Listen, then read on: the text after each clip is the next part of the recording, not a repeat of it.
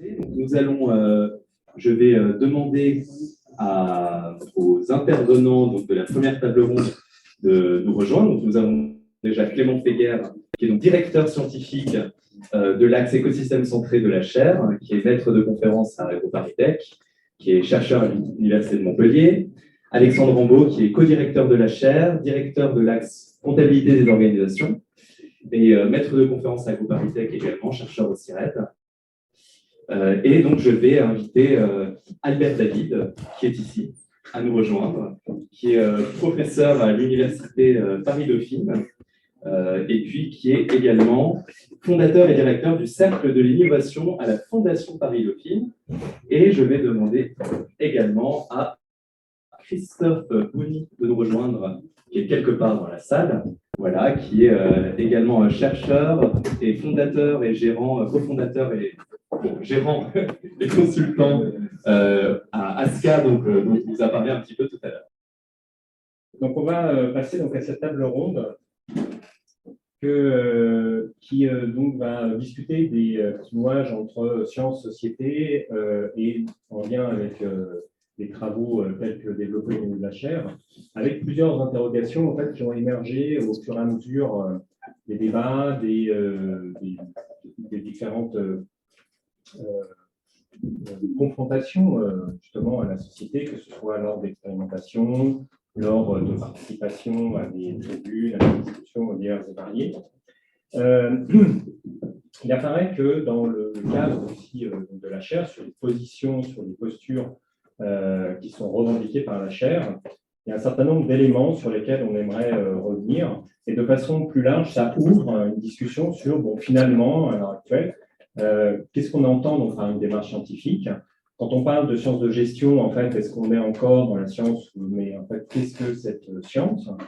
Et encore plus, quand on est dans des démarches dites normatives, ce qui est le cas de la chaire, c'est-à-dire que l'on va proposer des modèles. On a commencé à en parler ce matin, c'est-à-dire que dès qu'on est dans le cas donc, de sciences de gestion qui propose des modèles, on a l'impression que c'est un peu équivalent, par exemple, à ce que certains cabinets font ou ce que certains groupes de réflexion autres font.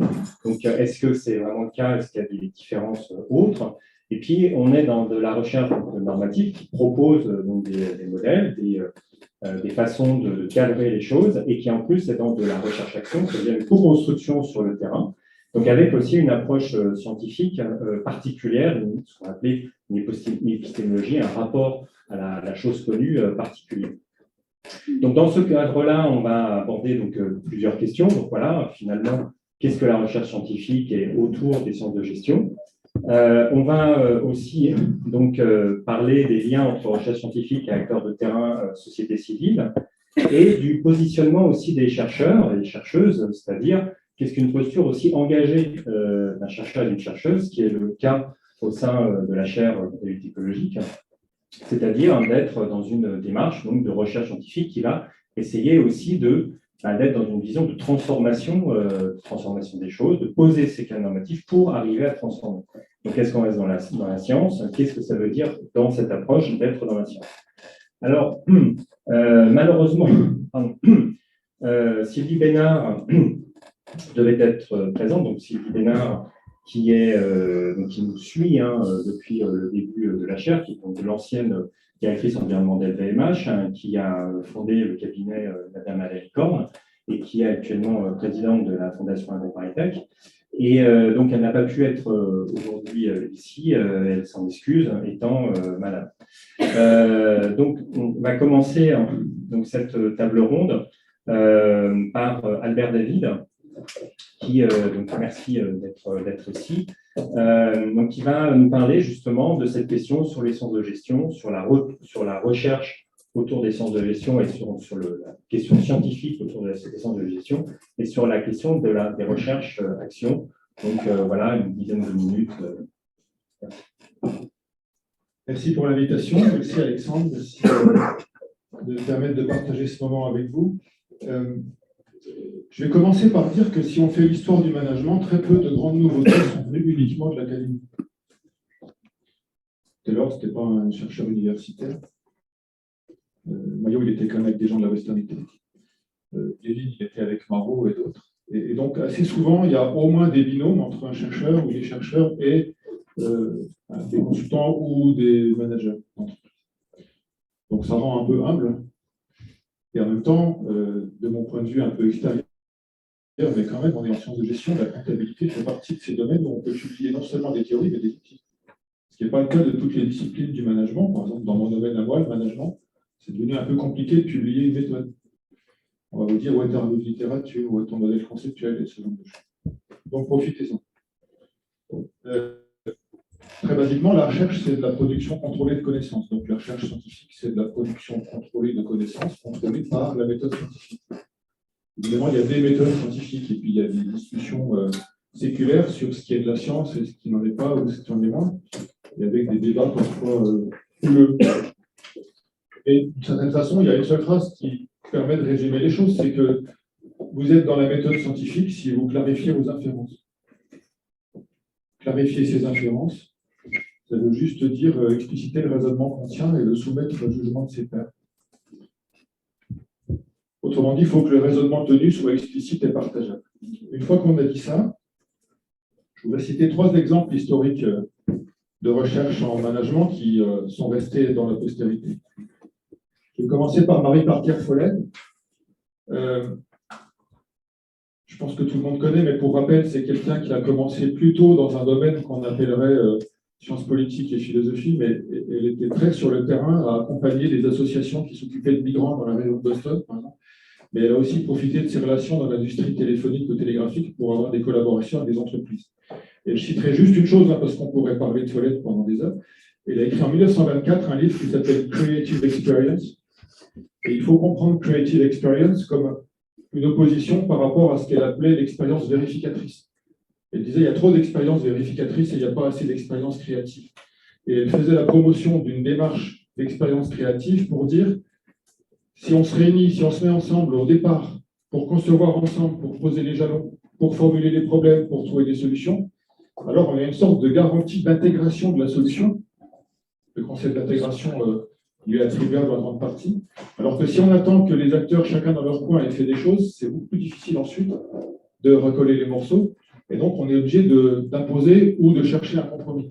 Donc, elle a une pensée de l'intégration qui est liée à l'expérience qu'elle appelle créative. Ça veut dire que dans un certain nombre de domaines, dans l'entreprise comme dans des institutions hors entreprise, l'idée de concevoir des expériences créatives est un vecteur intéressant. Et Follett avait aussi une conception des rapports sociaux qui était qu'il y avait une hiérarchie de réseaux de taille croissante interreliés plus ou moins, depuis le voisinage jusqu'à l'entreprise, par exemple, et jusqu'au pays. Ce qui veut dire que sa pensée sur l'intégration et sur le fonctionnement des institutions allait du voisinage à la démocratie au niveau d'un pays entier. Voilà quelques éléments sur Follett pour vous montrer quelqu'un qui a une démarche de terrain très concrète et qui produit des concepts extrêmement puissants comme intégration, comme réponse circulaire, comme loi de la situation. Et voilà, du coup, quelqu'un qui combine théorie et pratique d'une façon qui est peu dissociable et qui rend les expressions du style rigueur et pertinence ou gap entre théorie et pratique complètement décalées et simplistes. Deuxième exemple historique que vous connaissiez probablement, Kurt Lewin, dans les années 30. Kurt Lewin, c'est un psychosociologue qui émigre d'Autriche pour fuir le nazisme montant et qui s'intéresse, lui, au changement. Et il crée un centre de recherche en arrivant aux États-Unis et il a rapidement des doctorants, dont un assez connu qui travaille sur le leadership chez les scouts, par exemple. Et puis, il en a un autre un peu particulier, Alfred Marot, qui est un peu plus vieux que les autres, qui finit sa thèse, mais qui, au moment où il finit sa thèse, se trouve être, s'il le veut, l'héritier d'une entreprise qui est dans les textiles. Et ça ne l'intéresse pas trop, lui. Il dit à Kurt Lewin, écoutez, moi j'ai vraiment aimé faire de la recherche avec vous, vous n'auriez pas un poste dans votre université. Et Lewin lui dit, écoute, c'est pas que j'aurais pas un poste, parce que tu le mérites et tu ferais l'affaire, mais il y a des jeunes là, eux, ils n'ont pas ton entreprise en héritage. Donc si tu t'ennuies pas, je vais leur laisser les postes à eux. En revanche, si tu veux, tu acceptes l'héritage et on fait du terrain ensemble dans ton entreprise. Ça a été le début de 8 années d'expérimentation chez Harwood. C'est la même durée que Mayo à la Western Electric, au passage. Et ils ont fait ce qu'on a appelé ensuite de la recherche-action. On considère Lewin comme l'un des pères de l'action research. Et ça consiste à sélectionner des problèmes concrets qui ont un potentiel de recherche. Ça veut dire des problèmes concrets tels que si on veut trouver des solutions et formuler le problème correctement, il faut faire de la théorie. D'où l'expression très connue, il n'y a rien de plus pratique qu'une bonne théorie, qu'on attribue à Kirk Levy. Et pour vous citer un exemple, le premier exemple sur lequel ils ont bossé en entreprise, parce qu'avant Levy s'intéressait plutôt à comprendre pourquoi, par exemple, des voisins blancs déménageaient quand des voisins noirs venaient s'installer à côté, ou pourquoi des gens très très pauvres qui avaient pourtant les moyens de s'acheter des bas morceaux à la boucherie quand même n'en achetaient pas, et donc il y avait des problèmes de nutrition, etc. Il est passé à des problèmes d'entreprise. Par exemple, voilà, sur tel atelier, on a des apprentis qui n'arrivent pas à atteindre le niveau de productivité qu'on attend d'eux, comment ça se fait, et est-ce qu'on peut trouver des solutions. Et donc, on doit aller vite un certain nombre de modèles génériques du changement, comme dégel, changement, regel, ce type de choses, et aussi des choses sur les vertus du participatif quand c'est bien organisé, par rapport à la démocratie représentative ou par rapport à des systèmes plus autoritaires. Donc là encore, une imbrication terrain-académie, une imbrication théorie-pratique. En action research, on tricote la théorie et la pratique dans le même mouvement. Donc la question de l'applicabilité des résultats de la recherche ne se pose pas, c'est dans l'ADN, c'est natif. Dernier exemple que vous connaissez, je pense, Kaplan, l'inventeur ou le co-inventeur de l'activity-based costing et du balance scorecard dans les années 90 avec Norton. Au passage, Kaplan est prof à Harvard, Norton est consultant, je crois. Donc on retrouve cette idée du binôme. Kaplan écrit un article que je pense que vous avez tous lu ou que vous devriez lire en 1998 dans un Journal of Accounting Research, me semble-t-il. Et l'article s'appelle Innovation Action Research. Et dans cet article, il dit, voilà, en gros, j'ai un problème, moi, c'est qu'en tant qu'académique, j'ai quand même trouvé qu'il y avait des manques et des choses qu'on pouvait améliorer dans le fonctionnement des entreprises. Par exemple, le fait qu'on a l'air de prendre des décisions uniquement monocritères, et moi, j'aurais l'idée qu'on pourrait peut-être équilibrer un peu les choses. Donc, sans le savoir, il a fait du Bernard Roy en 1985, quelques années plus tard, sur l'analyse multicritère de la décision. Mais lui se pose la question par rapport au thème de la table ronde, qui est qu'est-ce qui se passe si moi je repère un manque, si j'ai une idée d'outillage qui conviendrait, si je forge cet outil, je le prototype, je le teste sur différents terrains. Ce faisant, je deviens à la fois inventeur qui pourrait déposer un brevet par analogie, d'accord, de quelque chose qui est identifiable, qui est étiquetable, dont on peut faire une description technique. Et en même temps, je deviens un expérimentateur et un implémenteur expert de cet outil-là. En même temps qu'en l'implémentant, j'apprends des trucs en retour, effet Archimède en quelque sorte. Qu'est-ce qui se passe quand je plonge le balance scorecard dans une organisation? Ça réagit comment? C'est quoi les résistances? Ça touche à quoi? Toute proportion gardée, ce que vous mettiez dans la vidéo sur le fait que l'air de rien ou pas l'air de rien, le truc est quand même drôlement subversif d'une certaine façon, et cognitivement et politiquement. Voilà 3 petits exemples pour introduire. Je voulais juste ajouter 2 choses. Si j'ai encore 1 minute, Alexandre? 2-3 minutes. D'accord, merci. D'abord, il y a une citation de Peter Drucker qui est un peu étonnante, parce qu'il a une pensée assez profonde et équilibrée en général, mais il a une citation, à un moment donné, il dit « Le management est une pratique, comme la médecine et le droit ». Je cite. Et dans une pratique, le travail et les fondations de base sont toujours réalisés par les praticiens et non par les académiciens. Et il ajoute, ce n'est que lorsqu'une pratique est à maturité que les académiciens, qui ne sont pas eux-mêmes des praticiens, peuvent faire des contributions majeures. Moi, je trouve ça étonnant que lui ait dit ça, parce qu'il était quand même un peu sur le terrain quand même. Mais s'il a raison, c'est embêtant parce que, en gros, il faut attendre que les praticiens inventent le management, et nous, on arrive après pour faire des corrélations ou des classifications ou de l'analyse critique, en gros. Moi, personnellement, si un jour mon téléphone sonnait et qu'au téléphone, une voix dise « Bonjour, ici Frédéric Taylor », on est peut-être en train d'inventer un truc de dingue à la Bethlehem Steel Company. Tu veux pas faire un peu de la recherche avec nous, et puis ouais, tu te joins au groupe, tu retrousses les manches, et puis tu apportes tes compétences, et on voit ce que ça donne. Vous n'allez pas dire « Désolé, c'est pas à maturité, il n'y a qu'un seul cas, donc c'est pas généralisable, donc je ne viens pas ». Séance tenante, vous lâchez tout et vous y allez, on est bien d'accord. Il faut être au cœur du réacteur en tant que chercheur en gestion.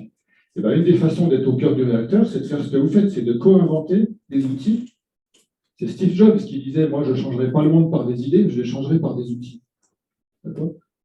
Il n'était pas comptable, Steve Jobs, mais enfin, il en avait des bons autour de lui, probablement. Mais vous voyez l'idée. Donc, les outils qui changent le monde, ça fait formule de gourou du management, mais je n'avais pas de moi, donc je peux dire ça. Mais quand même, il me semble que Drucker a tort sur ce coup-là, et qu'au contraire, il faut se dire, les sciences de gestion sont-elles des sciences? C'est en débat. Mais il existe des chercheurs en gestion, des chercheurs en management. Et puisque nous sommes des chercheurs, professionnellement parlant, déontologiquement parlant, alors ce que nous faisons est de la science. Donc la question devient quelles sont les caractéristiques de ce qu'on produit quand on est chercheur en gestion, sous le gris de comptabilité, si vous voulez. Et là, on va retrouver ce que je disais au début, c'est-à-dire vous êtes capable de produire un outillage ou un commentaire ou un concept ou une théorie en argumentant assez clairement comment vous êtes arrivé là, ce qui vous différencie peut-être d'autres acteurs qui consomment des outils et qui ne sont pas obligés de clarifier leurs inférences à ce point. Et puis aussi, ça apporte des garanties. Je termine par 2 courtes citations. Une citation de Chris Argyris, grand chercheur américain qui a commis avec Schoen un bouquin sur l'apprentissage organisationnel dans les années 70. J'ai eu la chance de dîner avec lui et quelques collègues dans les années 2000, il est venu à Paris, et il nous dit tout d'un coup, entre le dessert et le café, une phrase que j'ai notée: ceux qui pensent que le rôle de la science est d'observer l'univers sont les alliés implicites du statu quo. Et une autre citation entendue à un colloque en l'honneur de Michel Crozier dans les années 90 à Cerisy: le chercheur intervenant est l'allié des réformateurs idéaux du système, que ces réformateurs existent ou non. Ça veut dire que dans cette recherche terrain, il y a des valeurs, on ne fait pas n'importe quoi, on n'est pas au service de n'importe quel système. Et donc la combinaison de la clarification des inférences et de l'affichage et du respect d'une doctrine liée à des valeurs et à un but dans la société de transformation vertueuse, on peut discuter sur vertueuse, mais c'est mieux de le poser déjà au début. On va retrouver finalement ce que disait déjà Auguste, l'empereur romain, dans son texte relu récemment par mes collègues des mines sur Res Gestae Divi Augusti. Il dit finalement la bonne gestion, c'est une action réussie, juste et bénéfique à tous. C'est sa définition de la bonne gestion. Si on avait médité ça plus souvent depuis, on n'en serait peut-être pas au point où on en est. Merci Alexandre.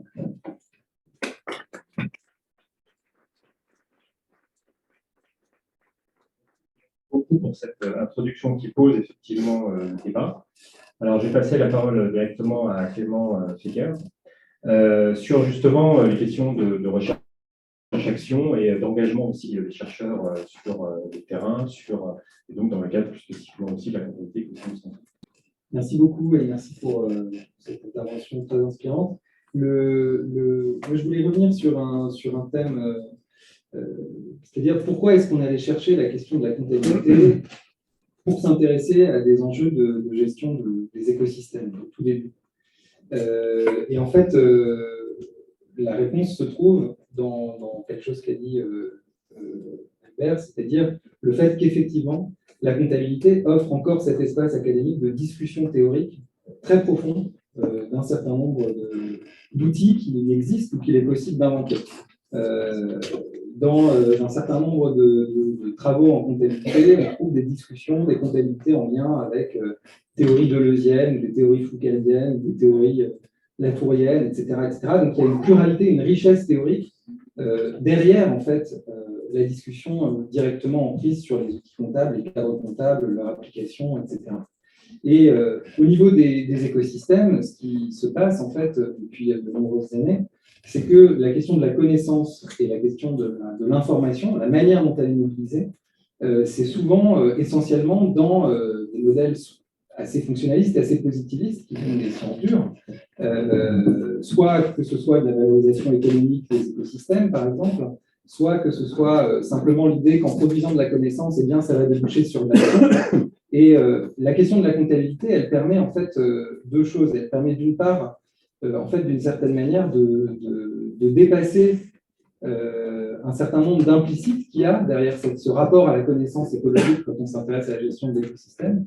C'est-à-dire, par exemple, que la connaissance et l'information fait toujours l'objet de décisions rationnelles par des acteurs qui, d'une certaine manière, optimisent ou cherchent à optimiser le fonctionnement de l'écosystème, etc., etc. Et elle permet de se rapprocher, donc aller chercher la comptabilité et la pluralité théorique à laquelle elle ouvre, permet d'aller chercher aussi des réflexions sur la manière de structurer l'information en prise avec le fonctionnement réel de la gestion des écosystèmes et en discussion avec un certain nombre de théories. Et c'est ça qu'au départ de la comptabilité écosystème centré, on est allé chercher avec Laurent Mermet, c'est cette richesse théorique. Ça a plusieurs implications quand on s'intéresse à la gestion des écosystèmes. La première implication, c'est que voilà, quand on arrive sur la gestion des écosystèmes, il y a déjà plein de gens qui ont déjà produit plein d'outils. Et c'est exactement la même chose que quand on arrive dans une entreprise ou quand on arrive dans n'importe quelle organisation. Il y a déjà des gens qui font des choses, qui produisent des manières de structurer l'information, qui produisent des manières d'utiliser cette information pour décider d'actions de restauration écologique, de coordination avec les autres, etc. etc. Et donc, que peut faire en fait la recherche en gestion et la recherche du coup, en comptabilité aussi par rapport à ça? C'est déjà en fait sur ces périmètres, donc à l'échelle d'une nappe, d'une zone humide, etc., d'aller discuter en fait, d'aller proposer déjà dans un premier temps des analyses critiques des outils existants à l'échelle de cette gestion des écosystèmes. Et d'aller chercher à expliciter en fait les modèles d'action ou les théories sous-jacentes en fait à ces différents outils, pas simplement pour le plaisir de le faire, mais puisqu'on est en sciences de gestion, aussi pour essayer à la fois d'enrichir ces outils, leurs usages, et d'accompagner les acteurs qui cherchent déjà à faire quelque chose au niveau de l'écosystème. Et donc cette dimension un peu critique, c'est une des premières dimensions en fait, de la recherche en comptabilité écosystème centré.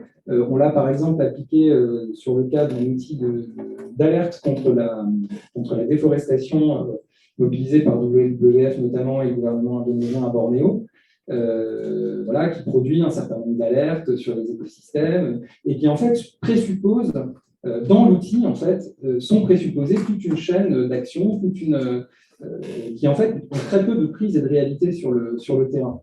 Donc, on va par exemple imaginer qu'à partir du moment où une alerte est mise sur ce qui pourrait se passer dans 6 mois en termes de dégradation de la forêt, va se mettre en place une chaîne d'intervention qui va déboucher sur des prises de décisions rationnelles qui vont faire en sorte que les actions qui auraient pu dégrader la forêt vont être arrêtées. Donc, qu'est-ce qu'on a fait par rapport à ça? On est allé regarder sur le terrain la réalité de l'existant organisationnel d'une certaine manière et de la manière dont les acteurs s'organisent déjà à l'échelle et dans les dynamiques de déforestation. Et on s'est interrogé sur la capacité de cet outil à réellement pouvoir changer les choses dans un sens environnemental et dans un sens aussi de justice sociale en l'occurrence. Et ce qu'on a remarqué, c'est que malgré les promesses techniques de l'outil, sur l'intelligence artificielle, qui permet effectivement avec une très grande précision de dire où est-ce qu'il va y avoir des problèmes de déforestation. En fait, cet outil allait poser tout un tas de problématiques organisationnelles sur le terrain. Les agents locaux de l'État qui sont déjà caillassés quand il s'agit d'aller voir un certain nombre d'acteurs pour leur dire d'arrêter de couper des arbres, etc. Mais en fait, ça renforcerait leur illégitimité pour tout un tas de raisons. Il y a un risque de criminalisation des communautés locales, et au final, il y a très peu de chances que ça puisse déboucher sur des nouvelles organisations de responsabilité à l'échelle de l'écosystème. Donc, ceci étant dit, donc la recherche peut permettre de faire ça, c'est-à-dire d'essayer non seulement de dévoiler les modèles d'action sous-jacents à ces outils, et puis d'en montrer les limites quand il s'agit de les restituer dans les terrains sur lesquels elles visent à être appliquées, en l'occurrence en ce qui concerne nos travaux sur les écosystèmes. Mais ça ne suffit pas, c'est-à-dire que ça peut faire des beaux papiers académiques éventuellement, mais ça n'aide pas, en l'occurrence WWF ou d'autres organisations, à dépasser ces limites. Donc ça demande un autre travail, en fait, qui est un vrai travail d'accompagnement des acteurs, et c'est très difficile, et ça demande beaucoup d'efforts de la part des acteurs qui s'ouvrent comme ça à ce type de recherche et de la part des chercheurs, d'arriver à créer des espaces réflexifs, en fait. Des espaces réflexifs, des espaces heuristiques, dans lesquels ils vont pouvoir s'engager, dans lesquels on va pouvoir discuter explicitement de ces différentes critiques et essayer d'enrichir la manière dont ils peuvent utiliser ces outils pour atteindre leur fin. Donc, ça, c'est un premier volet, c'est-à-dire comment est-ce qu'on peut faire pour à la fois proposer des approches critiques sur des outils en explicitant leurs théories sous-jacentes et en les mettant en discussion, en cherchant à les enrichir, y compris sur la gestion des écosystèmes, en le faisant avec des acteurs et en les accompagnant pour ça. Et l'autre question qu'il faut se poser, c'est qu'est-ce qui se passe quand on veut soi-même développer un outil ou un modèle et qu'est-ce que ça demande en fait comme exigence quand on essaye de faire ça. Ça touche à d'autres points qui ont été dit juste avant. Ça demande déjà une exigence effectivement d'expliciter ces inférences, d'expliciter les modèles en fait des modèles théoriques sur lesquels on va fonder ces outils. Parce que quand on met en travail l'outil, quand l'outil est développé, le cadre comptable est développé sur le terrain, en fait, c'est la théorie qui est elle-même, c'est les modes de raisonnement qui sont inscrits dans l'outil, qui sont eux-mêmes mis en travail dans les organisations. Et donc, quand on cherche à concevoir un outil, eh bien, il y a cet enjeu, cette exigence d'essayer d'expliciter un maximum les cadres théoriques sur lesquels on s'appuie pour proposer cet outil. Et sur la finalité aussi visée qui est inscrite dans le cadre qui est mis en avant. Et justement, c'est ce que permet le champ académique, de la comptabilité, avec des revues magnifiques comme Accounting Organization Society, qui permettent d'avoir ces allers-retours, en tout cas, ou cette discussion.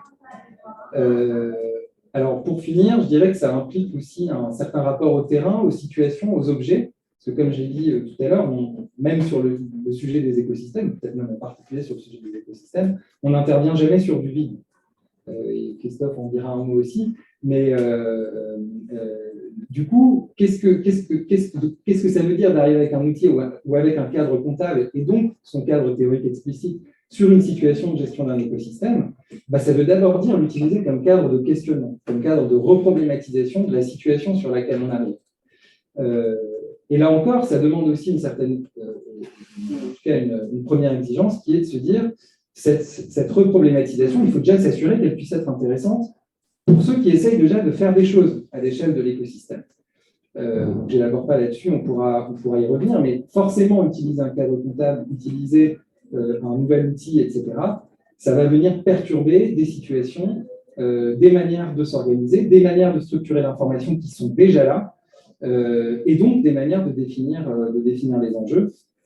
Et donc, en comptabilité écosystème centré, ce travail-là d'analyse en fait, de terrain, de recension des efforts déjà en cours, des contributions déjà apportées, des pressions et la manière dont elles se structurent, des manières que les acteurs ont déjà ou pas de se rendre comptables les uns aux autres à l'échelle de l'écosystème, va être un élément clé en fait, de la réflexion. Et l'exercice de conception d'un cadre comptable pertinent ne peut que s'appuyer sur cette analyse, ou en tout cas cette circonscription du problème qu'on rencontre et qui est partagé par un certain nombre d'outils, puisque apporter en fait une comptabilité écosystème centré ou une réflexion en matière de comptabilité écosystème centré, c'est forcément déplacer la manière dont les dont les acteurs problématisent déjà leur situation. Pour donner un exemple, dans le cadre du stage de Marvin Dupuis, qui nous fait le plaisir d'être avec nous aujourd'hui, donc sur Plein Aubergenville, on est arrivé dans une situation où l'agence de l'eau, Suez, Grand Paris Seine-Ouest, etc., réfléchissaient essentiellement à la gestion de la nappe de Plein Aubergenville et de la prévention des pollutions agricoles, essentiellement en termes de paiement pour service environnemental. Un paiement pour service environnemental, c'est à la fois une manière de compter les choses. On va compter le service rendu par l'environnement, on va essayer d'évaluer l'argent qu'il faudrait débloquer pour rémunérer des activités de préservation pertinentes, etc.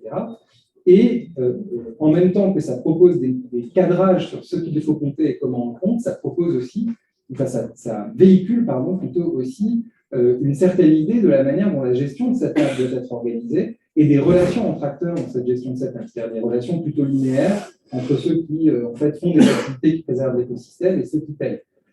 En arrivant avec la comptabilité écosystème centrée, ce qu'on a essayé de faire, je ne dis pas qu'on y est forcément arrivé, mais ce qu'on a essayé de faire, c'était justement déjà de proposer un cadre plus large de réflexion à partir de la notion de contribution, de la notion d'effort, des différents niveaux de compte, etc., qui a permis de resituer la réflexion en termes de paiement pour service environnemental dans un cadre théorique plus large, un cadre conceptuel plus large. Et donc, c'est ça, ce travail de reproblématisation, de recadrage qui est préalable en fait à la conception et à l'utilisation d'outils sur des situations. Voilà, je m'arrête là. Et du coup, je passe la parole à Alexandre.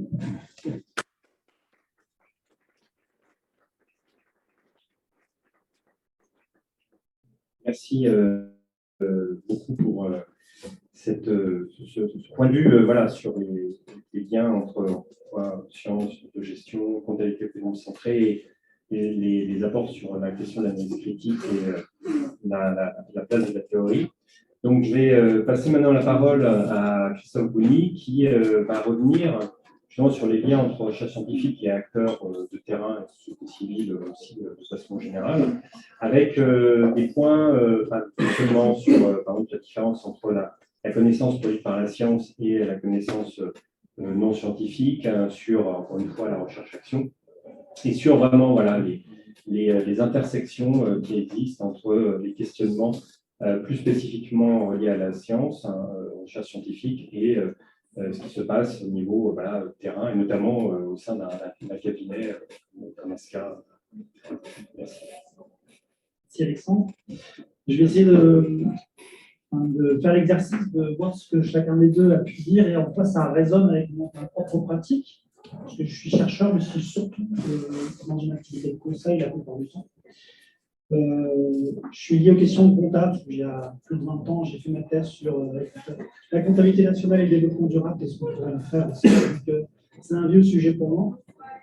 Et la première chose que je voudrais dire, c'est que ces questions de comptabilité, donc juste avant peut-être, je m'inscris plus dans ces travaux de recherche qui concernent la comptabilité écosystème centrée. Parce que moi, mon travail, c'est de travailler dans le domaine de l'environnement, dans le domaine du public uniquement, donc plutôt sur des espaces naturels, sur des rivières, sur des objets vraiment écologiques.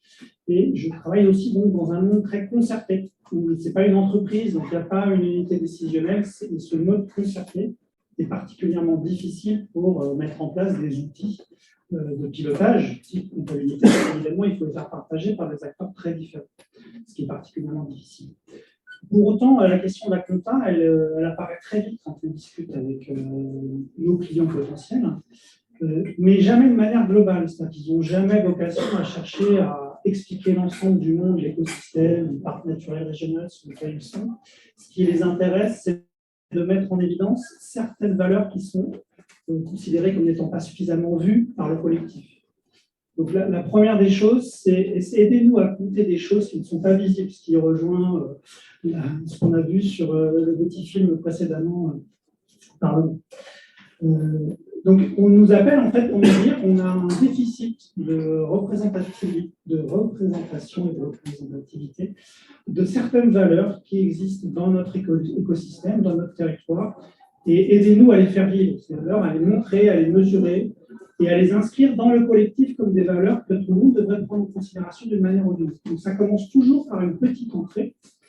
Et ce qui fait pour nous les influences dont vous parliez tout à l'heure, ce n'est pas scientifique. Nous, ce qui va faire notre justification et notre légitimité à parler, c'est de faire un diagnostic stratégique de la situation de gestion de la personne qui les appelle, de manière cohérente. C'est la réflexivité dont tu parlais toi. C'est-à-dire que nous, on n'a pas une approche critique, parce que si on critique notre client, c'est quand même assez mal vu. Donc l'idée, c'est plutôt de l'amener à être réflexif. Ce qui pose en fait la question de la réflexivité de manière différente que sur un mode critique.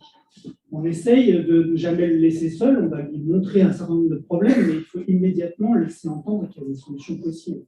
Donc ce sont des cadres en fait, de travail qui sont vraiment différents sur la question de comment recherche et pratique peuvent se nourrir. Quand je dis ça, donc pour nous, ce qui fait nos références, c'est ce diagnostic stratégique sur plein, on l'a fait effectivement, sur l'exemple que je citais avec Marvin. Ce qui a permis de poser cette question comptable et de critiquer effectivement le PSE, c'était de les poser dans un diagnostic stratégique de gestion où on recadrait les PSE par rapport à l'ensemble de la problématique auquel est confronté le producteur d'eau potable en l'occurrence. Donc c'est ce travail en fait de portrait. On essaye de portraitiser l'acteur de gestion qui nous appelle en disant j'ai un déficit de reconnaissance de valeurs écologiques. J'ai pas envie de les rendre monétaires, je voudrais les rendre sociales, les rendre naturelles, bien sûr, ça je sais faire, et je voudrais les mettre dans la vie politique. Le deuxième point qui a été souligné, c'est on n'intervient pas sur du vide, que je retiens. On intervient toujours dans une histoire qui est déjà là, hein, et quand on est conseil, on va s'en aller aussi. Donc, ce qu'on doit penser, c'est une intervention qui va essayer d'infléchir des trajectoires, qui va essayer de donner de l'inertie, parce qu'après, on ne sera plus là pour la porter, sachant qu'on travaille dans un mode concerté, ce qui aussi rend les choses difficiles, parce que toutes nos interventions sont des interventions qui comportent vraiment un moment de vie humaine. On essaye de mettre les gens autour de la table, de les amener à réfléchir différemment, à se projeter différemment. Et pour tout ça, voilà, pour faire le lien avec ce que la science nous apporte, elle nous apporte des cadrages intellectuels vraiment importants pour faire le diagnostic stratégique initial et aussi pour choisir les modalités de mise en discussion collective de ces éléments de bien commun. Et là, on va chercher Ostrom, on va chercher dans toutes les gestionnaires ou les sociologues qui peuvent nous intéresser pour faire ce type d'opération, des références qui nous aident à apporter en fait des méthodes. Donc, on parlait d'outils. Nous, on a difficilement des outils applicables parce que les collectifs changent tout le temps. Donc, nos outils, on essaie de les fabriquer sur mesure. Et ce qui va faire sur mesure, ça ne veut pas dire qu'ils sont plus intelligents que les autres, c'est du bricolage. Vous aviez parlé aussi, je crois, de tricoter. Et moi, j'aime bien ces idées-là. On bricole, on tricote, et on a besoin d'éléments scientifiques, mais pas que. Et je crois que je me retrouve très bien dans ce que vous décrivez, cette espèce de mélange incessant entre la théorie et la pratique. Et comment on peut mettre ça un peu en musique. Mais on met ça en musique ici et maintenant avec certaines personnes. Ce seraient d'autres personnes, en fait, ce serait différent.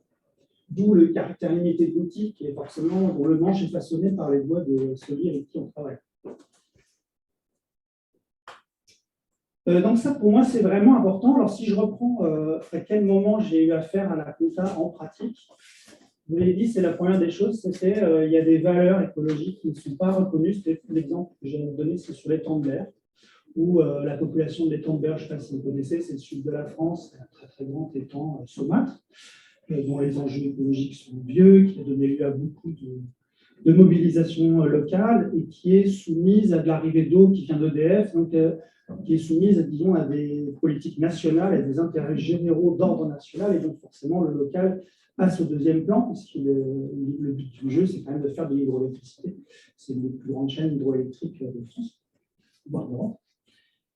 Et donc la qualité de l'étang de Berre, les élus locaux voulaient la faire reconnaître au travers d'un travail qui mettrait en évidence les différentes valeurs que les gens portent à l'étang de Berre, qu'elles soient identitaires, sociales, économiques ou autres, et qui ne sont pas comptabilisées. Ce qui est la seule chose qui soit comptabilisée, c'est des productions hydroélectriques électriques d'un côté, et de l'autre côté, une dégradation écologique mesurée par des indicateurs écologiques.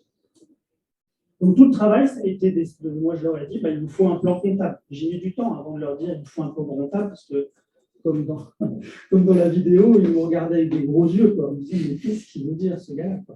Voilà. Et donc, toute l'idée, ça a été de les aider à fabriquer un plan comptable, mais avec des gens de collectivité, des acteurs environnementaux, des associatifs, EDF, et d'essayer de se mettre d'accord sur ce qui avait de la valeur, comme une nomenclature, des relations entre les comptes, tout ce dont on parle quand on parle de partie double et autres. Alors, sans rentrer dans tous ces détails techniques, mais c'est bien ça qu'on a essayé de fabriquer. Et on a défini nos agrégats, nos résultats, sachant que, quand on prenait l'État, il avait certaines façons de voir les résultats et la manière de les mesurer. Donc, son agrégat de résultats n'est pas le même que l'agrégat de résultats des élus locaux, qui, eux, ils voyaient dans la comptabilité qu'on pourrait dire analytique d'autres éléments à mettre en évidence. Autre exemple, des fois, c'est les coûts.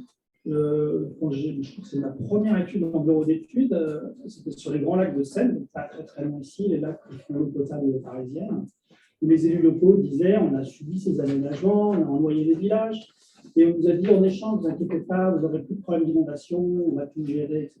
Et cette promesse, elle est mal tenue. Et on a plein de coûts, et là l'entrée c'était les coûts. Et à part les coûts, on est arrivé à essayer de montrer quels étaient l'ensemble des retombées territoriales, écosystémiques, autour de ces grands lacs, en essayant de mettre en évidence autant des coûts et des avantages qui les gagnaient, qui les perdaient, et les échanges que ça pouvait réaliser en fait, entre les différents acteurs du territoire. Et dernier point pour lequel la comptabilité est parfois amenée, c'est plutôt dans le cas d'acteurs environnementaux, où là, l'idée, c'est aidez-nous à exister. Aidez-nous à être reconnus. Et fait des choses sur les territoires, ça passe au deuxième temps. Personne ne s'en rend vraiment compte. On a l'impression de pisser dans un jubon. Et donc, on aimerait montrer nos actions, montrer le lien qu'elles ont, puisqu'on travaille des éléments qui relèvent du support de biodiversité. Sur ce support de biodiversité, il y a plein d'activités sociales, culturelles, touristiques, économiques. Personne ne le voit, personne n'y fait attention. Alors qu'en fait, ce travail est nécessaire pour supporter en fait, toute la vie collective autour de ces espaces-là. Et là, c'est plutôt un appel au secours d'un acteur qui veut exister dans le circuit des différents acteurs du territoire.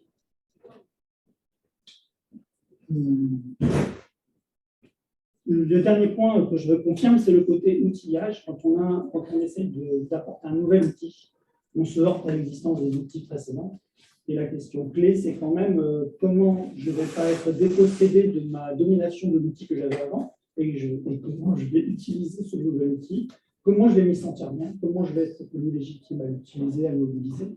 Et ça, c'est particulièrement important parce que sinon, on n'y arrivera jamais. C'est peut-être le petit modèle en net, mais du point de vue de conseil, quand on essaie d'intervenir, faire en sorte que nos avancées se moulent et s'insèrent dans le quotidien, c'est vraiment important. D'avoir une vision plutôt d'infléchissement des trajectoires, à ne pas proposer des ruptures, puisqu'on a du mal, quand on est dans des postures de plus poussées, à endosser ce postulat. Merci.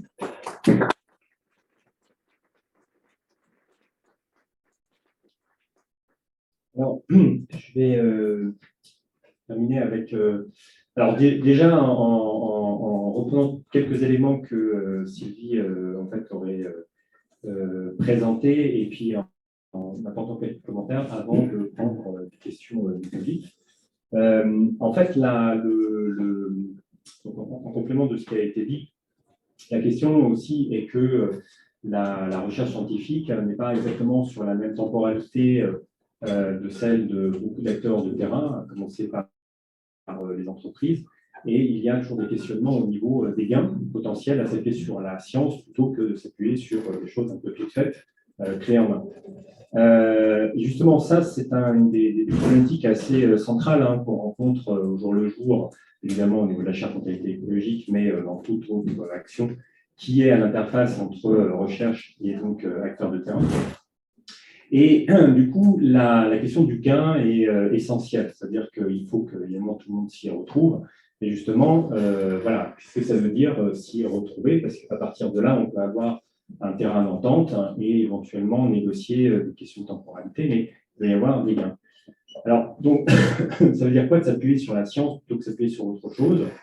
Je pense qu'on a évidemment commencé largement à aborder cette question. C'était aussi l'objectif de cette table ronde. C'était pour mettre en évidence donc, un certain nombre d'éléments caractéristiques de cette approche.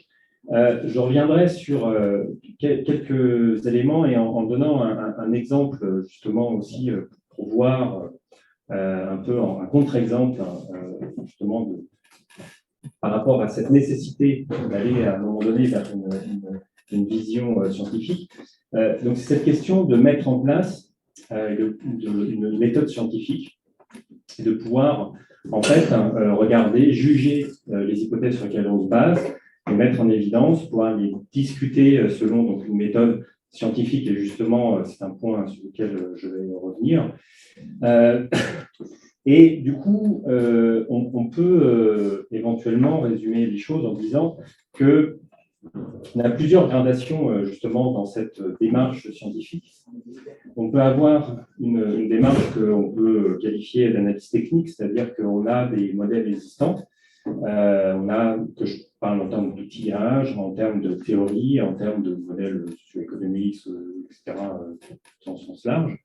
Et l'analyse technique va être d'essayer d'aller le plus loin possible dans la mise en œuvre de ces outils de la façon la plus structurée possible, en mettant en évidence justement sur de quelle façon on peut le faire de la façon la plus efficace, et donc avec une recherche aussi d'un optimum d'efficacité dans la mise en place de ces outils et de ces modèles.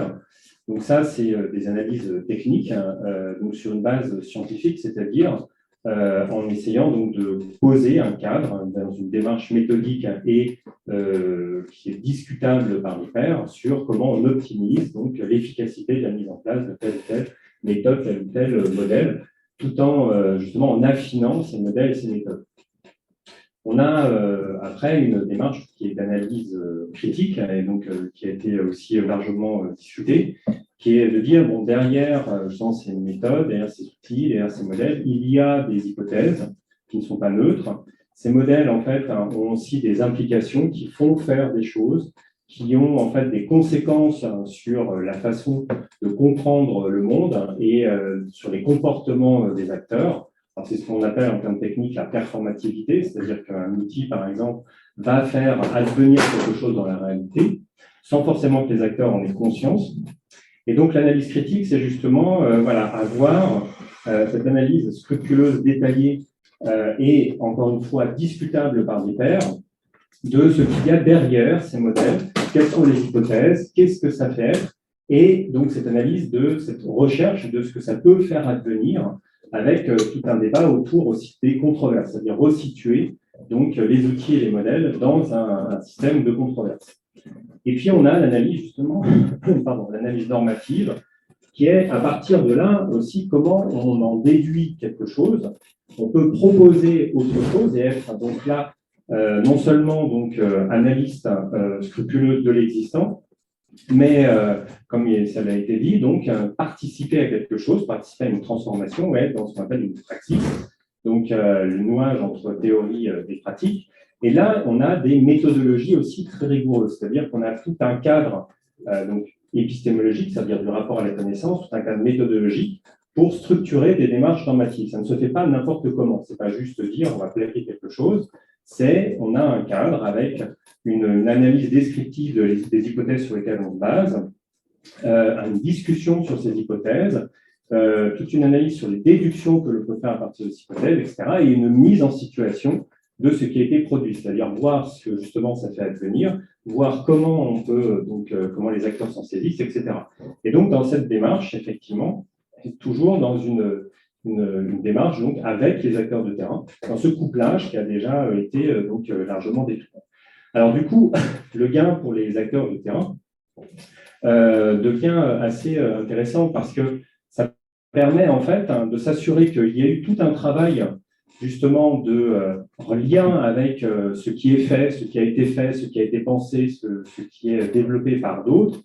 Donc, être sûr qu'on n'est pas en train déjà de réinventer la poudre, qu'on n'est pas en train d'aller dans une direction qui a déjà été explorée, ou alors dont on sait que ça pose un problème, il ne faudrait peut-être pas forcément y aller, etc. Donc, donc de bénéficier de ça.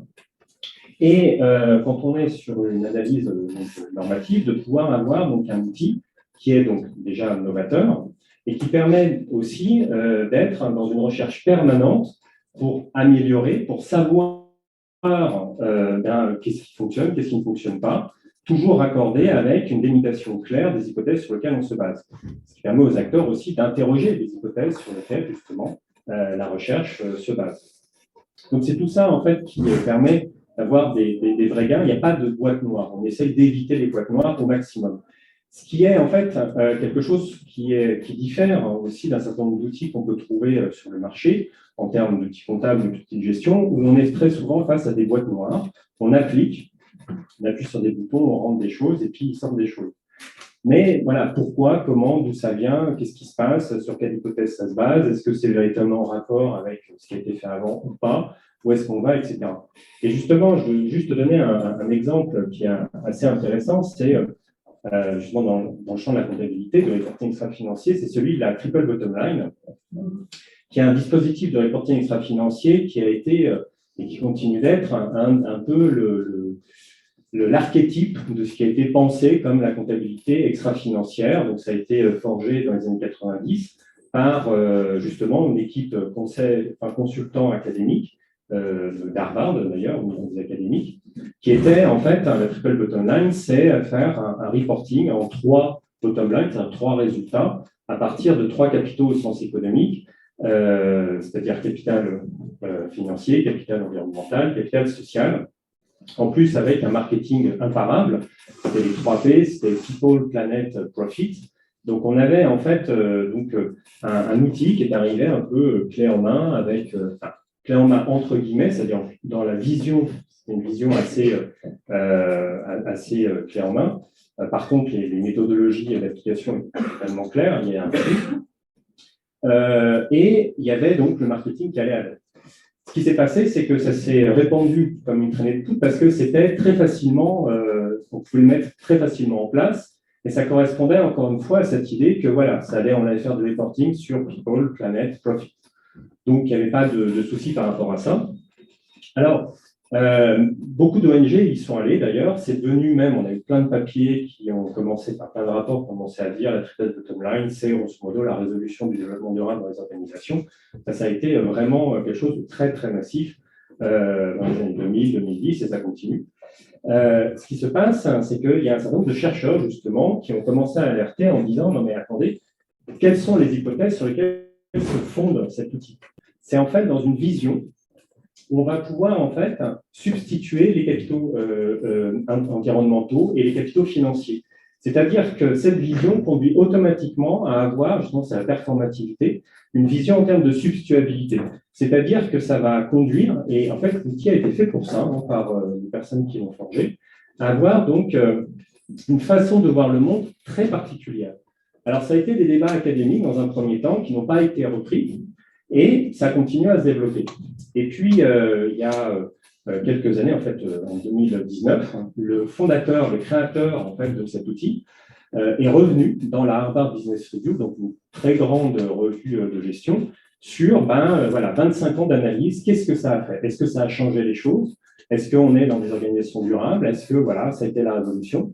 Et en fait, sa conclusion, et d'ailleurs, on peut vraiment souligner son honnêteté intellectuelle, de chercheur d'ailleurs, ça a été de dire, en fait, ça a été non, il y a eu un énorme problème, parce que il le dit, ça a en fait conduit à une mindset, donc une vision, un état d'esprit, qui était donc un état d'esprit de substitution, de substituabilité. En fait, ça a généré, chez tous les acteurs qui ont mis en place, la plupart des acteurs qui ont mis en place la triple bottom line, ces idées qu'on pouvait faire de la compensation permanente. Et il dit que au final, ça n'a absolument pas aidé à aller vers une vraie durabilité. Ça a juste été, en fait, du temps perdu. Et que, du coup, on a développé et on a beaucoup d'acteurs qui ont perdu du temps à mettre en place des choses qui ne vont pas vers une vraie durabilité. Et donc, c'est tout ça, en fait, l'enjeu de la recherche. C'est de pouvoir, justement, se fonder sur des analyses critiques pour voir vers où on veut aller, quelles sont les hypothèses sous-jacentes, et ça compte, quels sont les modèles qui sont derrière. Et à partir de là, de faire des choix pour dire on veut aller là, et donc comment est-ce qu'on peut accompagner ça. Et donc, il y a tout un univers à créer, à recréer et à créer, entre les liens entre les acteurs, les praticiens, les chercheurs, qui sont donc en mesure de pouvoir proposer cet accompagnement, et les pouvoirs publics. Et donc, en fait, c'est ça, la conclusion, c'est de travailler sur ces liens, en fait. C'est-à-dire que tous les acteurs doivent se tenir les uns les autres. On ne peut pas, en fait, avoir simplement des entreprises qui fonctionnent simplement avec des cabinets en produisant quelques outils comme ça. On ne peut pas avoir juste des chercheurs qui sont dans leur trou d'ivoire, qui ne vont pas sur le terrain et qui disent justement en réaction, tiens, il y a ça qui a été fait, je vais juste aller critiquer. Non, on doit avoir en fait des couplages qui permettent de dire, voilà, nous en tant qu'acteurs de terrain, on veut avancer, on a les moyens d'avancer, où est-ce qu'on peut aller, essayer donc, on essaie de voir comment on peut être accompagné. Et on a donc de la recherche qui est là, qui permet justement de dire, nous, notre travail, c'est de structurer cet espace de controverse, savoir ce qui se fait, savoir ce qui s'est fait, comprendre les hypothèses, on discute avec vous, vous voulez quel futur, vous voulez quelles hypothèses, on peut arriver donc à forger quelque chose avec vous. Et donc voir après avec les pouvoirs publics comment on s'organise. Donc c'est ça en fait un des éléments en fait centraux de commentaires par rapport à ce qui a été évoqué que je vais mettre en évidence. Donc voilà, sur cette base, si vous avez des questions, n'hésitez pas.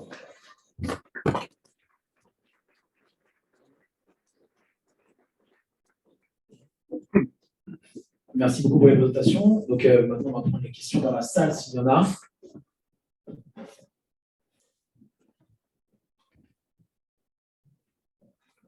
Bonjour et merci beaucoup pour une ronde vraiment très riche et passionnante. C'est pas une question, peut-être plus une interrogation. C'est lorsque vous avez évoqué la comptabilité, vous avez mis en exergue le fait que c'était une des branches des sciences de gestion donc, qui permettait de pouvoir encore proposer de la théorie et de pouvoir encore construire des modèles. Et ça m'a frappé parce que derrière, je n'ai pas entendu, on a choisi d'aller vers la comptabilité parce qu'on considère que c'est le levier le plus intéressant, le plus puissant pour le changement des comportements et pour le changement des acteurs qui gèrent justement ces considérations-là. Et je ne l'ai pas entendu en fait de votre part et ça m'a choqué quasiment. Et je voulais savoir pourquoi. Si je peux me permettre de répondre, en fait, effectivement, parce que je pense qu'en fait, derrière le projet de la chaire, le fait d'assumer, de s'appuyer sur 40 ans de recherche critique en comptabilité qui montrent qu'elle performe, qui montrent qu'en fait, différents modèles de comptabilité construisent des mondes différents, construisent des entreprises différentes, construisent des écosystèmes différents d'une certaine manière, de prendre acte de ça et de se dire, maintenant, qu'est-ce qu'on fait? Comment est-ce qu'on réinvestit la comptabilité avec ce qui nous semble être des théories ou des visions ou des modèles qui sont les plus pertinents pour régler les problèmes qui sont les nôtres aussi en tant que chercheurs. Donc, ça revient sur aussi la question de l'engagement des chercheurs, c'est-à-dire la prise en charge de problèmes écologiques, en l'occurrence, et qui nous semble être au bon niveau, d'une certaine manière, entre la spécificité, la multiplicité et l'hétérogénéité des problèmes qui se posent, et en même temps des modes de raisonnement un peu génériques qui seraient, disons, pertinents, mais toujours à tester et à améliorer pour, en fait, essayer de répondre ou de prendre en charge ces problèmes. Donc, il y a ce pari-là derrière la chaire de comptabilité écologique, aux 3 niveaux, de proposer en fait des modèles qui ne proposent pas une réponse en fait définitive à l'ensemble des questions que pose la prise en charge des problèmes écologiques des entreprises, des écosystèmes de la gestion publique, mais qui proposent encore une fois des modes de problématisation, mais voilà, qui sont à ce bon niveau et à partir desquels on peut construire des outils dont on pense qu'ils pourront performer dans une certaine direction qui nous convient.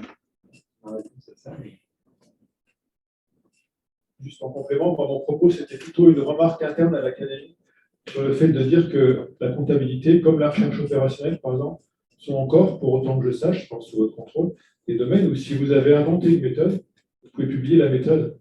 On ne vous oblige pas à dire si c'est Deleuze, Foucault ou autre, d'accord? Enfin, j'espère, pas à chaque fois. Éventuellement, ce serait bien que vous soyez capable d'utiliser des grilles d'analyse comme celle de mes collègues des mines sur les outils de gestion, c'est-à-dire quel est le substrat technique, quelle est la philosophie gestionnaire, quelle est la vision simplifiée des relations relationnelles, quels sont les raisonnements implicites, ce que Alexandre a fait remarquer, sur comment on peut anticiper un certain nombre d'effets, cette performativité dont on parle. Vous voyez bien que pour l'établir, il faut une combinaison d'une lecture un peu conceptuelle sur les grands leviers, les grandes conséquences, pas mal d'expérience, une certaine culture technique, et ce genre de choses. Alors que, typiquement, il y a longtemps, dans le cadre d'une recherche-action avec une entreprise, on avait mis au point des petits outils de gestion de l'absentéisme dans les collectivités locales, et on avait fait des petits graphiques sympas avec des concepts, avec des petits diagrammes avec certaines variables, et ça ne m'a jamais trop intéressé d'aller faire la grande théorie derrière ce truc. Moi, j'aurais juste voulu trouver une revue où on dit, tiens, j'ai inventé ce truc, on l'a testé, ça a donné ça, qu'est-ce que vous en pensez?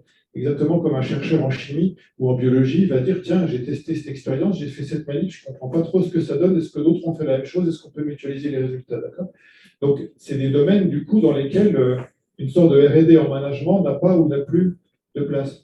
Alors que la compta fait partie encore, j'espère, et cultiver ça vraiment, c'est super important, en plus du fait qu'évidemment, la compta s'insère aujourd'hui dans des enjeux sociétaux phénoménaux, comme cette journée et vos activités le montrent. Donc en fait, il y a une relative égalité a priori des sous-disciplines de la gestion. N'oubliez pas que ces sous-disciplines sont juste un calque de la structure d'entreprise intégrée de la fin du 19e, ou en tout cas du milieu du 20e, hein, donc ça pourrait bouger. Mais ceci mis à part, on peut produire, inventer des outils, des techniques en marketing, en compta, en RH, en logistique, en tout ce que vous voulez. Simplement, l'académie elle-même, par rapport aux revues, est-ce qu'on vous demande pour publier, ça, c'est un peu différent.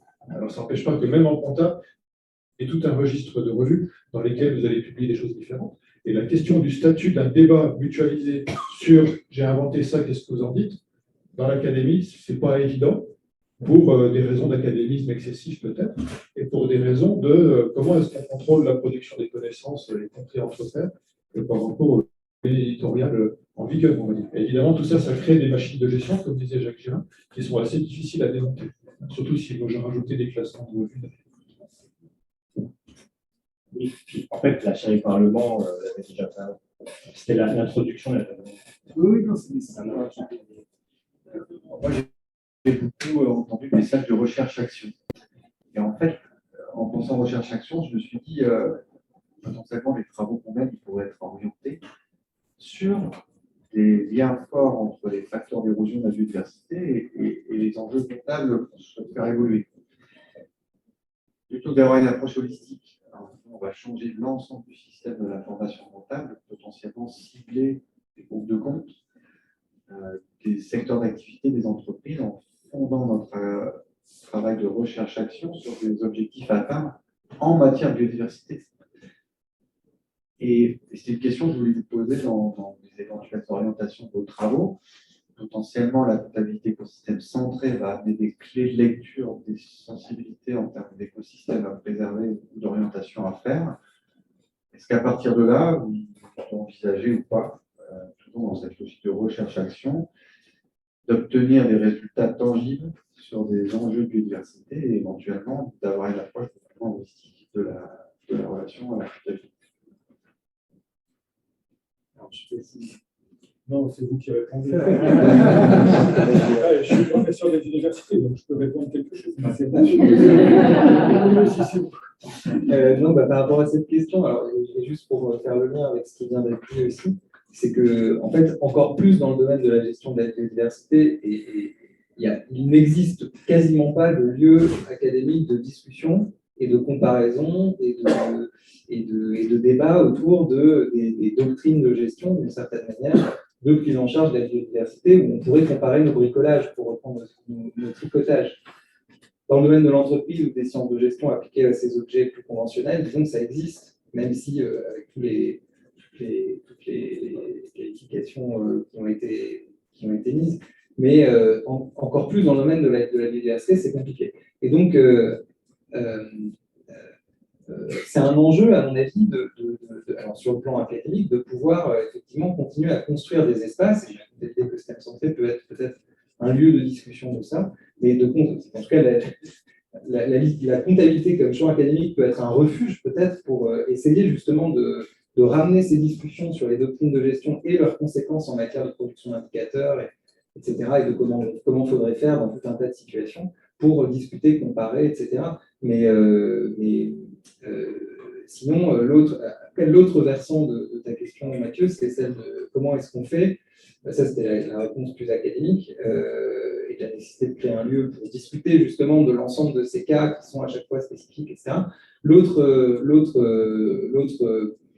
question que j'entends derrière ça, c'est la question de l'engagement, c'est-à-dire comment on alloue notre temps en tant que chercheur et en fait à construire des bricolages parce qu'en fait on y croit et que oui, on pense que ce bricolage-là peut aider à faire avancer tel dossier d'environnement sur tel territoire avec tel acteur, etc. Mais que ça ne donnera jamais lieu à un écrit quelconque qui a quelconque valeur académique parce que c'est impossible à raconter parce qu'il n'y a pas de lieu pour le raconter. Et ça, cette balance-là, elle est compliquée en tant que chercheur, je trouve personnellement qu'elle est compliquée à mettre. Voilà, entre l'investissement d'une multitude de cas, mais je pense que Christophe a peut-être des éléments là-dessus. Mais... Pas sur la partie recherche, mais je trouve que ça me fait aussi penser une des difficultés pour la partie écologique, c'est qu'on est quand même la plupart du temps sur des mesures de moins-value et pas de plus-value. C'est quand même comme ça que ça se pose. On essaie de sauvegarder ce qui reste encore. C'est souvent comme ça que ça se présente, même s'il y a quelques contre-exemples. Par rapport à cette comptabilité d'un résultat positif, il y a quand même un changement fort intellectuel dans la manière qu'est-ce qu'on est en train de mesurer. Et je trouve ça, c'est pas du tout anodin pour passer l'historicité de la comptabilité, qui est quand même une comptabilité de partage de choses, parce qu'il y a de la plus-value à se partager. Là, nous, on est quand même en matière écologique souvent dans une défense. Et ça, c'est vraiment pas évident en fait, à faire passer comme message. Et je ne sais pas si les outils sont les mieux préparés pour cette chose-là, de distribuer de la perte. Je suis d'accord. Et en fait, une des questions que je me pose, c'est à quel moment les acteurs de la gestion de l'environnement vont devenir vos pourvoyeurs d'objets de recherche et d'études potentiels, parce qu'ils sont plutôt très peu présents aujourd'hui, ils sont très peu présents dans les objets d'études qui vous sont soumis. Clément, au travers de son travail, tu arrives à travailler sur des terrains d'investigation avec les régions, mais quand même, s'il y a bien une partie des acteurs du débat qui aujourd'hui doit se saisir des outils que vous allez proposer, ce sont bien au moins une partie des acteurs de l'environnement. Voilà, et puis après, la question aussi que Clément t'a posée par rapport aux travaux que tu as pu mener auprès du GDES, voilà, sur ces questions des 5 facteurs d'érosion, les prochains rapports, etc. Juste des réponses très courtes, je suis désolé. Oui, si j'avais une question, mais j'entendais quelque chose dans votre question aussi qui était est-ce qu'on peut bosser sur un petit bout et que ça serve quand même autour d'un, si je le traduis comme ça. Ce serait intéressant d'utiliser des approches type théorie de la conception pour analyser les structures, les bases de connaissances dont on parle ici en comptabilité. C'est-à-dire que je n'ai pas l'impression que la comptabilité, s'il s'agit d'y intégrer des préoccupations environnementales, de diversité et de ça, soit assez modulaire pour qu'on puisse changer un petit bout pour voir sans que ça change le reste. Autrement dit, ça fonctionne comme une partie dense en théorie de la conception. C'est comme la robustesse pour un objet. Ça ne résume pas un objet, mais on peut parler de robustesse pour tous les objets. Et donc, ça veut dire que dans vos démarches telles que je les comprends, le fait de vouloir changer quelque chose, c'est forcément que ça va irriguer partout parce que ça n'a pas de sens peut-être de changer juste un petit bout. Ce n'est pas modulaire. Mais par ailleurs, une base de connaissances qui serait entièrement modulaire et entièrement déterministe, on peut démontrer qu'il n'y a pas d'innovation possible. C'est intéressant. Mais ça veut dire que le moindre changement va changer, c'était dans le film, et c'est dans ce qui a été dit là, le moindre changement va changer en cascade l'identité de l'ensemble. Et donc, c'est peut-être là que c'est compliqué. Et peut-être qu'une approche, en utilisant plus, mais vous le faites peut-être déjà, ces approches théoriques-là, permettrait de qualifier d'une façon un peu générique le type de problème dont on parle là, pour voir comment les choses s'additionnent versus ne s'additionnent pas. Ce qui a été cité sur le triple bottom là est un bon exemple où on a une quasi-additivité, puisque la substituabilité, ça fonctionne comme une somme pondérée en première année. Et ça, c'est typique d'une tentative de séparer les choses. Alors qu'en fait, il faut arriver à penser l'ensemble en même temps, sans pour autant peut-être être obligé d'aller chercher des trucs sur la complexité ou la systémique ou je sais quoi. On peut rester autrement. Mais voilà, qualifier le domaine technique et la base de connaissances.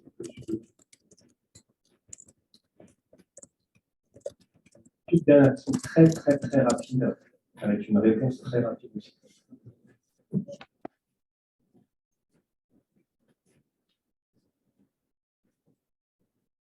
Merci. Je suis peut-être un pas de côté, mais vous avez peut-être parlé, je suis assez important. Justement, en lien avec ce qu'il avait dit, je sais que vous êtes impliqué dans le débat sur la directive, la CSRD et tout ça, et je voulais savoir comment ça influe et comment vous avez influé justement les démarches au niveau européen sur le sujet. Parce que ça va quand même. Après, le fait qu'on ait des indicateurs d'évaluation environnementale, économico-sociale bien ajustés, ça me quand même aussi. Mais voilà. Et puis, petite plaisanterie, Ecovalis vient de passer le corps, vous pouvez peut-être aussi demander quelques moyens. Oui. Merci pour la question. Alors, très rapidement, sur les débats sur CSRD, donc la normalisation comptable extra-financière européenne, en fait, on va répondre aux sollicitations, puisqu'il y a une consultation qui est lancée. Donc, il y en a une au niveau international. Donc là, il y a une réponse en cours et il y en a une donc, au niveau européen et on va essayer d'y répondre. À côté de ça, partie de plusieurs instances qui, justement, travaillent au niveau du traitement comptable, plutôt des marchés financiers. Donc, il y a des idées qui diffusent, on va dire.